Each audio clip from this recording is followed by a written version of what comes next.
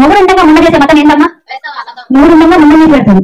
అసలు ఆ మొగుడికి ఎంత బాగుంటది, ఎంత అమ్మలేమో బొట్టు గాజులు లేకుండా ఎర్ర మొండలాగా ఆ మేరీలాగే తయారయ్యి మొహాన్ని బొట్టు మొహం ఏమి లేకుండా శ్మశానంలాగా మొహం వేసుకుని. ఈ వీడియోలో వీళ్ళ లాజిక్ ప్రకారంగా వీళ్ళు ఏ విధంగా బొట్టు పెట్టుకున్న బోకులు, బొట్టు పెట్టుకున్న వేష్యులు అనే విషయాలు మనం చూడబోతున్నాం.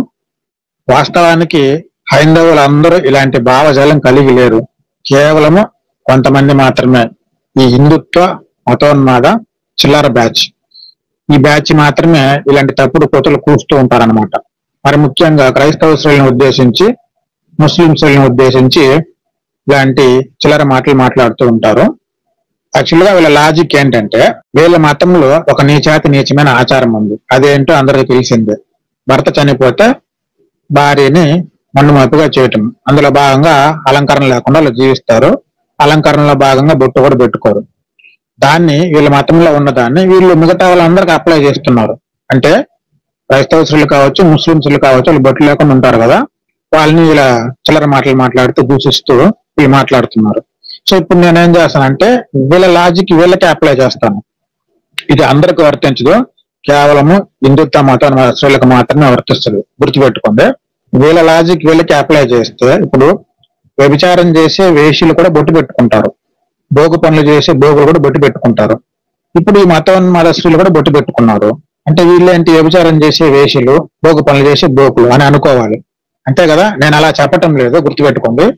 వీళ్ళ లాజిక్ ప్రకారంగా వీళ్ళని వీళ్ళే వ్యభిచారం చేసే వేషులు, బొట్టు పెట్టుకున్న వ్యభిచారం చేసే వేషులు, బొట్టు పెట్టుకున్న భోగు పనులు చేసే భోగులని వీళ్ళ లాజిక్ ప్రకారంగా వీళ్ళని వీళ్ళే డిక్లేర్ చేసుకుంటున్నారు. ఎంత మంచి లాజిక్ కదా. మీరేమంటారు వీక్షకులారా? అవునా కాదా తెలియచేయండి. ఇకపోతే మీ మతంలో ఉన్న నీచాతి నీచమైన ఆచారాలు, సాంఘ్యాలు, సంప్రదాయాలు ఇవన్నీ మీరు పాటించండి.